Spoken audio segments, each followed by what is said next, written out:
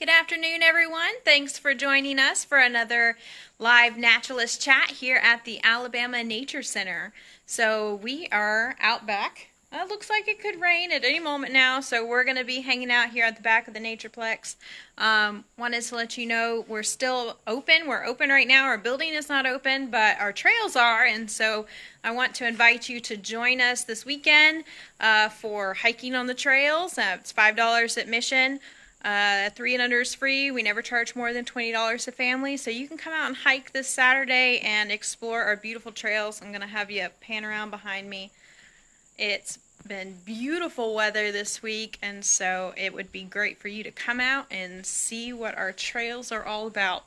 All right, we're going to get started. We've been doing some turtle talks over the past few weeks, and we've been talking about all the diversity of Alabama. That's what we focus on here, and we're going to talk about some of the turtle biodiversity. So if you go back to some of our older videos, you'll be able to see some of the turtle species we've talked about. We've mostly been focusing on animals that we have here at the Nature Center as our education animals, and so we have a lot of species of animals here at the Nature Center that we use for educational programs, so you're actually getting a nice glimpse of some of Alabama's biodiversity. Of course, that doesn't cover all of the turtles we have here in Alabama, because we have in Alabama more freshwater turtle species than anywhere else in the United States. So it's kind of hard to cover in just a few weeks, all of the diversity. So here is what I'm going to do. I'm actually going to show you, I want to talk a little bit more about this diversity. So I'm going to flip you around here. And let's look at this map. So we've got a map of Alabama. And if you look at all of this fresh water, let me zoom in and look at all of these streams and rivers and creeks. We have so much fresh water, and that's what helps us when it comes to biodiversity. In the Delta region of Alabama, we have the second largest river delta in the United States. And all of this fresh water is what helps us with our biodiversity. And so we are number one. And I've talked about this before, and I'll talk about it again. We are number one in the number of freshwater turtle species, freshwater snails, freshwater mussels, crayfish species, and freshwater fish. And so it's all thanks to all this beautiful water. And so that's what we're talking about. We're talking about turtle species, and I've got a few to show you today. I've got some really cool friends. We've sort of saved the best for last as far as what we have here. I shouldn't say that. We have some pretty awesome turtles here, but these are some of my favorites, and these are also probably some of our more dangerous animals that we have here. And I say that kind of loosely. Obviously, if you're careful around them, they're not so dangerous. But if you're not careful, these guys can actually hurt you. And so I'm going to get started talking about some of these animals. We're first going to talk about soft-shell turtles. So we have several different species of soft-shells here in Alabama. And we have the most common one that you can find here in Alabama hiding in here. And of course, this is not her permanent enclosure. We just brought it out here. The sand hasn't settled yet, but this is kind of the environment that she really likes to hang out in. Nice sandy water, and this is a Gulf Coast spiny softshell turtle, and her name is Pancake because that's really what she looks like. And these guys can be found all across Alabama, and I will show you a range map.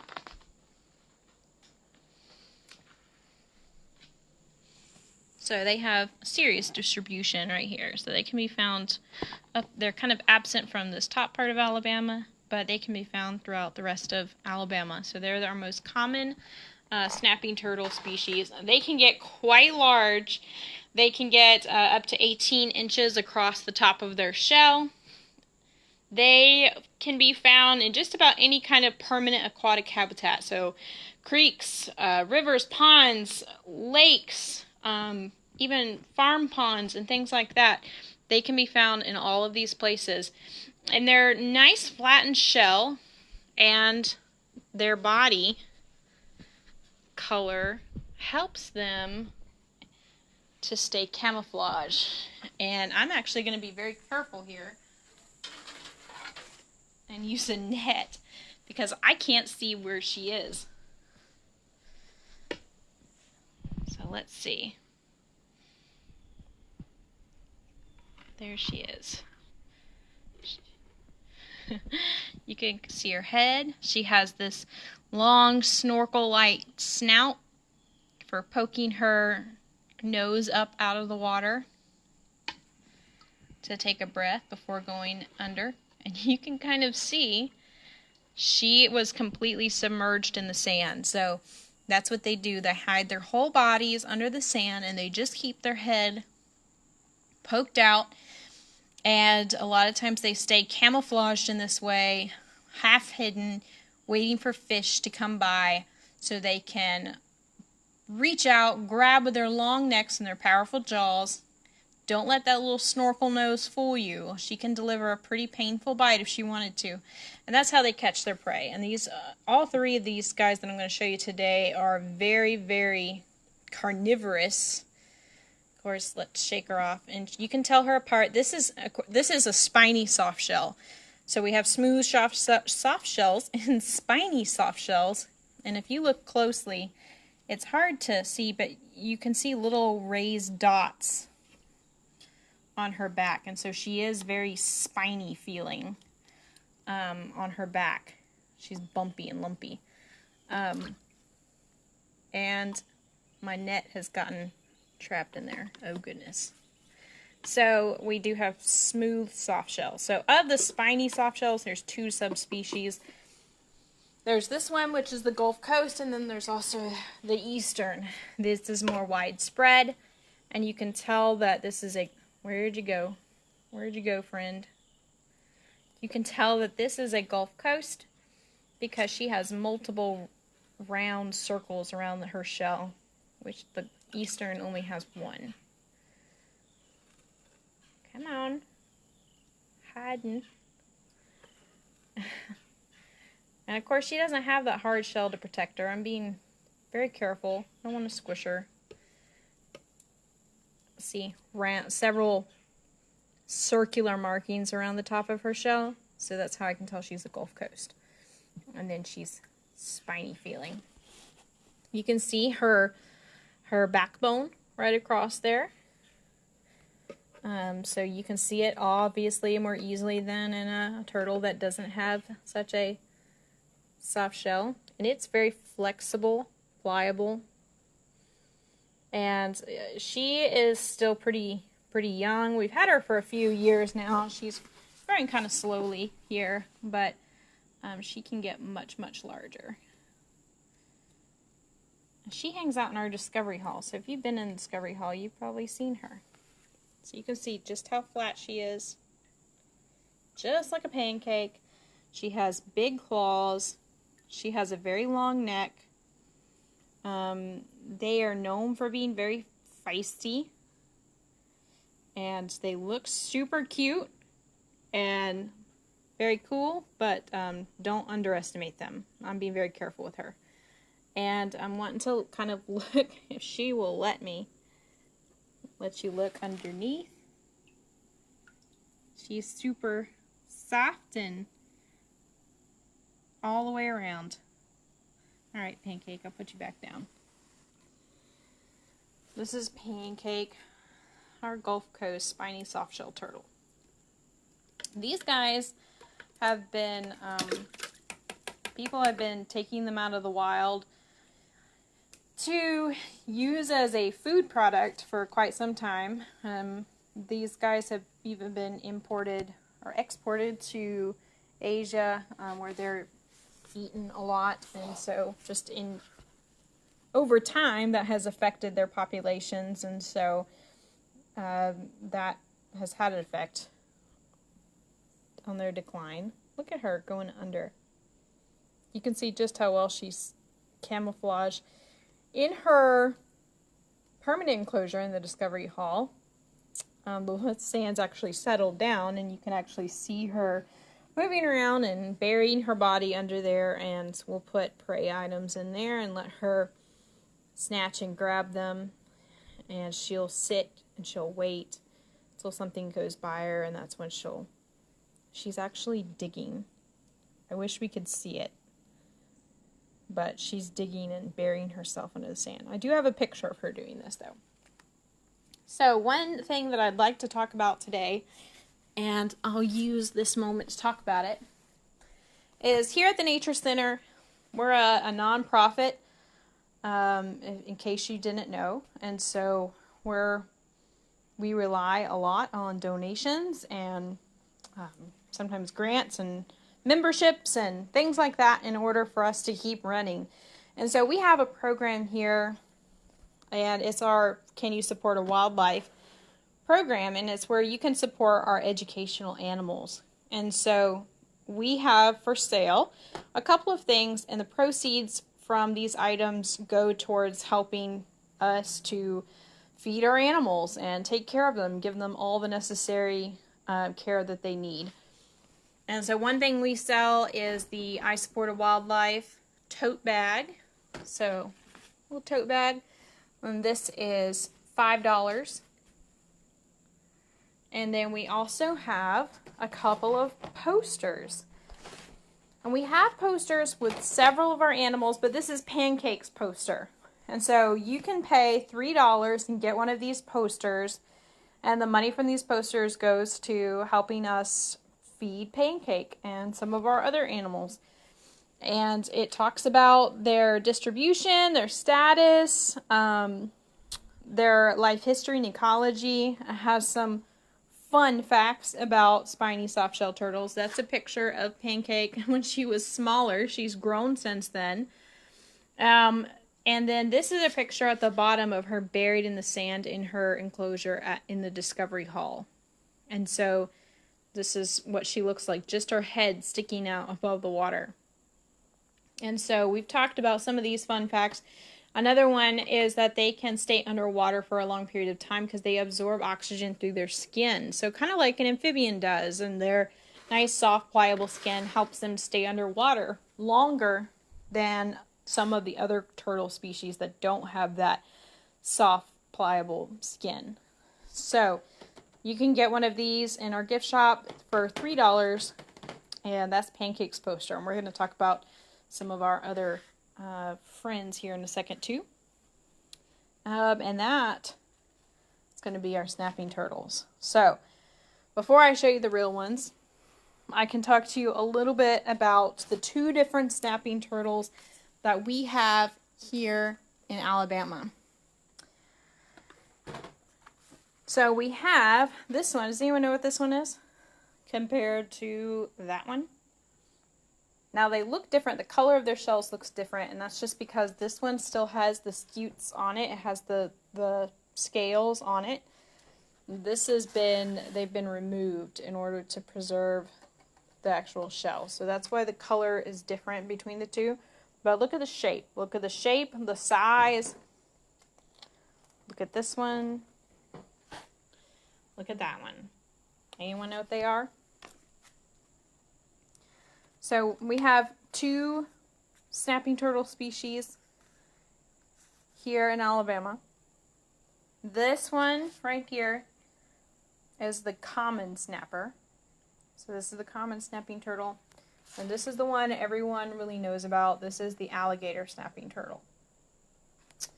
Alright, so if we're going to talk about the common snapper first. And so you can look, we have their shells to compare. We also have right here their skulls to compare.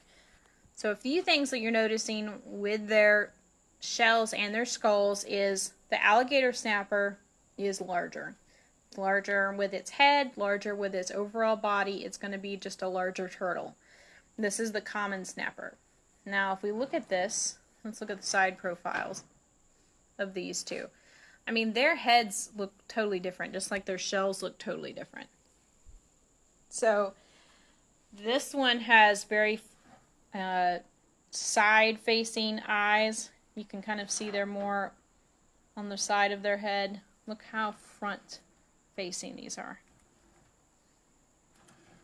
So that's one of the differences. Another difference is their beak. And so this is not a very good representation because it has been around and seen a lot of different people and gone a lot of places, and so part of its beak is missing. But we've talked about how turtles don't have teeth, they just have these sharp jaw bones. So this is its skull, and look at this bone. Look at how that's designed. And so they don't need teeth. They have excellent jaw power, and this is sharp. But let's look at the common snapping turtle, because you can see it does have a little hooked beak, but not nearly as much as the alligator snapper. And let's talk about both of them. They're widely distributed throughout Alabama. The common snapping turtle is not protected, but the alligator snapping turtle is. For all of these are carnivorous animals, and so they do eat fish and things like that, but there's no evidence to suggest that they do anything to harm fish populations because they sit and wait. They're not eating an incredible amount of these animals. A lot of studies show that they're mostly eating the weak, the old, the injured of your fish because they're the ones that they're slower. And so predators in general are persecuted for a lot of things. People thinking that they're in direct competition with us for what we both want. So in this case, it would be fish. But there's lots of research that's been done on this topic, and there's no evidence to suggest that they have a big impact on your fish population. So a lot of people they don't like turtles because of that. There's also people that are really scared of them, and it's understandable. This is an animal, the alligator snapping turtle can get up to 2.5 feet long and weigh up to 200 pounds. When they're on land, which are mostly very, very, very aquatic, spending almost all of their time submerged in the water, but they do come out on land to nest, and they also come out on land to just look for other aquatic sites. And when they're moving and things like that, they are not as prone to bite. They're just they're on a mission, so to speak, and so they're not going to be messing with you too much. If you pull them out of the water, that's when they're going to be pretty aggressive. But just like with all animals, they really don't want much to do with you.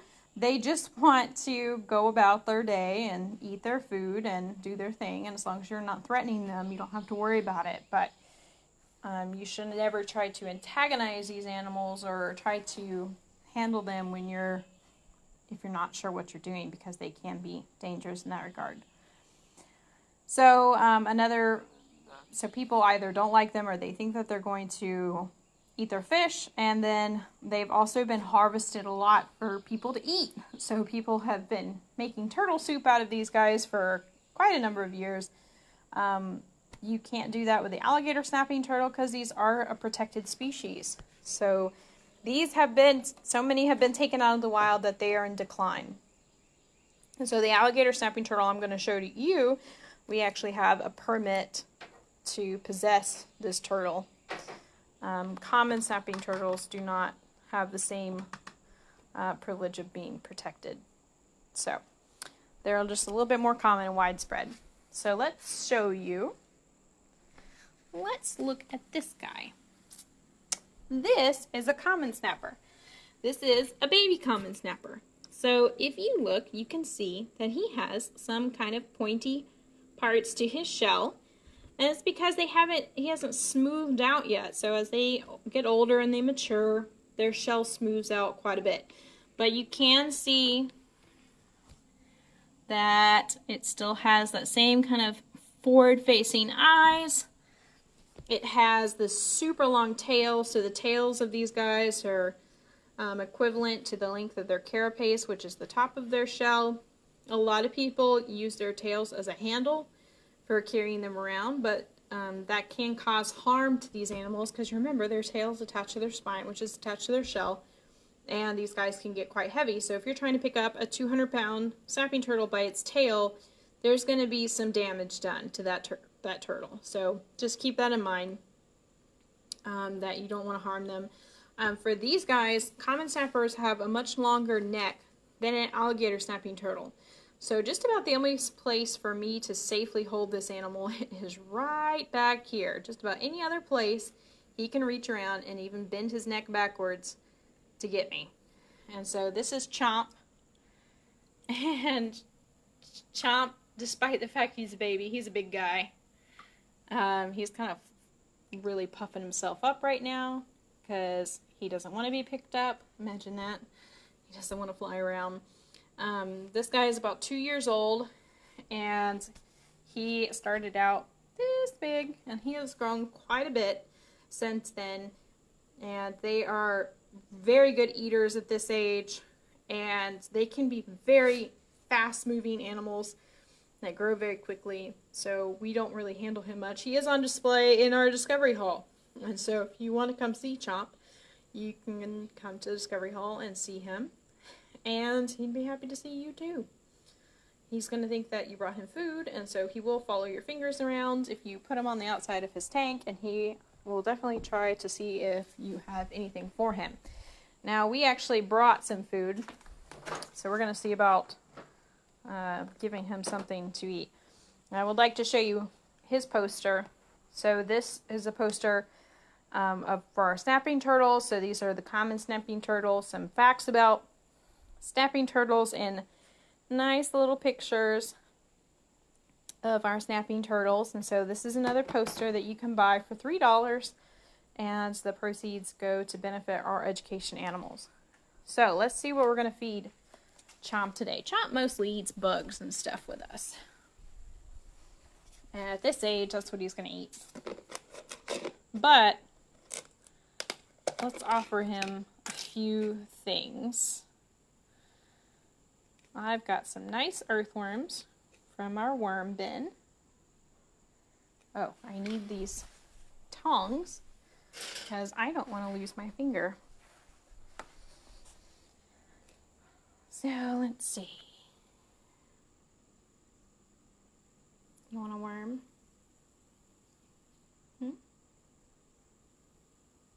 Maybe. I don't know if he's... Of course, this isn't his permanent enclosure, and that's what he's usually fed in. And I also just picked him up and made him fly through the air. So, he might not be too fond of me right now. Nope. I also have something he does not get very often.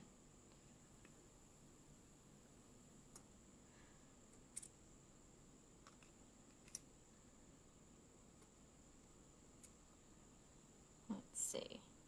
I'm gonna hold off because I might want that for the other guy. Oh no. Escape worms.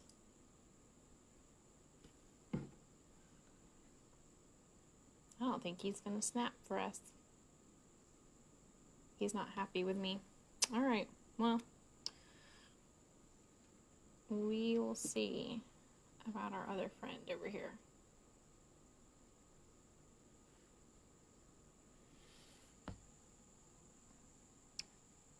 He's looking at it.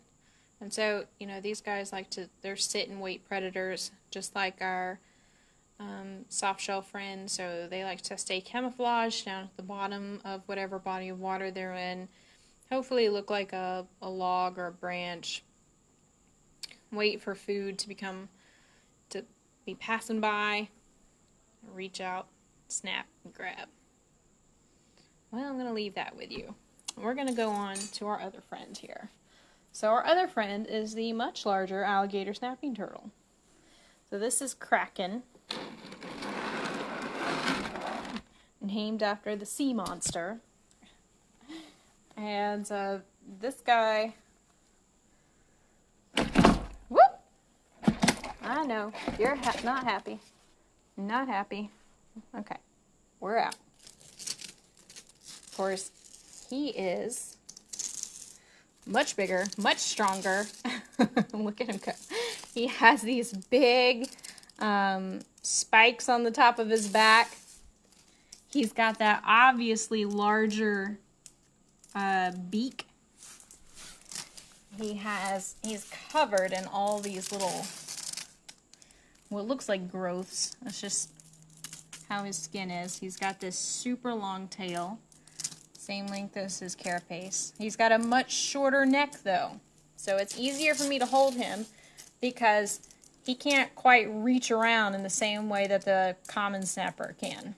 And so I'm going to try to carefully hold him and also show you a few things about him. So you can see that big sharp beak, and he really likes to have his mouth wide open. And the cool thing about him that's different from the common snapper is, take a look at the inside of his mouth.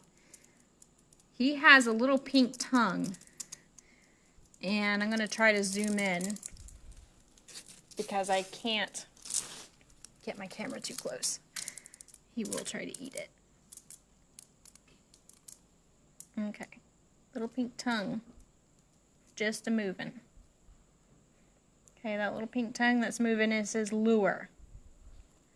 So this is typically in the water. They can move pretty fast. They typically kind of stay still in the water and try to go down and blend in, look like a gnarly log, and hope that if they keep their mouth open just like this and they're waving around their lure-like tongue, that some fish will come swimming right over to check that out, and that's when they're going to snap their jaws shut and have themselves an easy lunch. They eat a whole lot of fish. They are designed for eating fish. Yeah, I see you. So his eyes are more located on the side of his head, not as forward facing, but he does have that super hooked beak.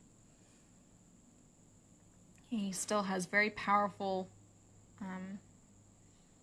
feet, and he has sharp claws. He is made for walking around. They're mostly nocturnal, so they're going to sit and wait, and at night they're going to slowly move across the bottom of whatever body of water they're in. And they stay mostly in the water until they're wanting to look for another aquatic site, nesting habitat, something like that. Of course, I'm not picking him up by his tail. I'm picking him up by the back of his shell here, but I'm holding him for support, making sure he doesn't go anywhere. And he is quite strong, and he is quite heavy too. So these are the guys I was telling you about. You know, they can, the length of their shell from right behind, from just the top of his shell can get 2.5 feet long, and they can weigh up to 200 pounds. All right, buddy. And he's probably going to snap as soon as he goes in here, because that's just what he does. Of course, now you're not going to. So, let's see if he would like something to eat. I just dropped it in and he grabbed it. I don't know if you saw that because it was lightning fast. Well, now he's gonna just hold it in his mouth. And so, you know, turtles, you don't really think of them as chewing, so they're either going to rip off pieces and swallow whole or try to swallow their food whole. Alright, you seem pretty happy now. Our worm is gone, so somewhere during all of that, Chomp ate the worm. Let's see if he will actually do it in front of us.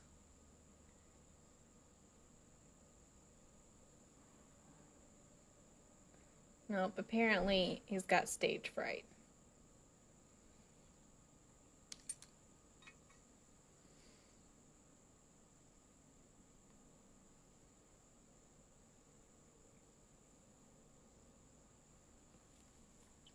Don't think he's gonna go for it.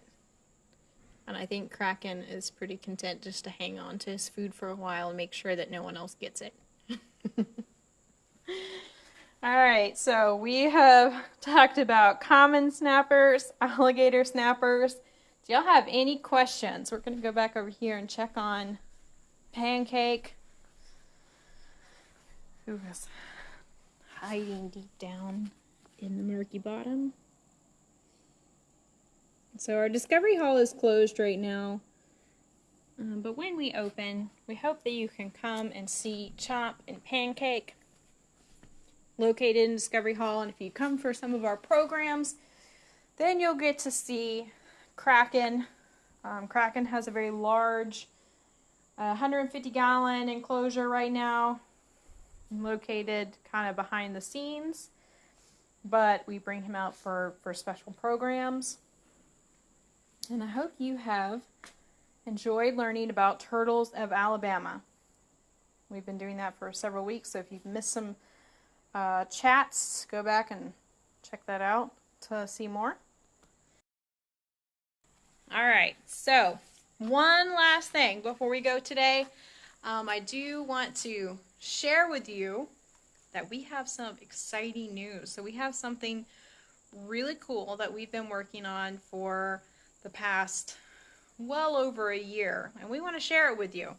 But what I need you to do, perhaps you've seen it, go to the Facebook page, find the post about our secret surprise that we're going to reveal, and share that post. And so once we get 100 shares, we're going to reveal to you, hopefully, if y'all can all get it done, and we have 100 shares, we can share it with you next Friday for our live Naturalist chat. You are not going to want to miss next week's Naturalist chat. I promise you. But you've got to go share that post. So we need 100 shares before we will reveal to you our super cool surprise. So hope you have a fantastic weekend. Enjoy some fall weather. Come and visit the Nature Center, hike the trails. Don't forget about our animal sponsorship program. If you'd like to get some of these species posters, we do have some other animals posters. I just showed you Pancakes and Chomps today. If you'd like to know more about that, send us a message and we will give you some more information. Have a great weekend, everyone. Thanks.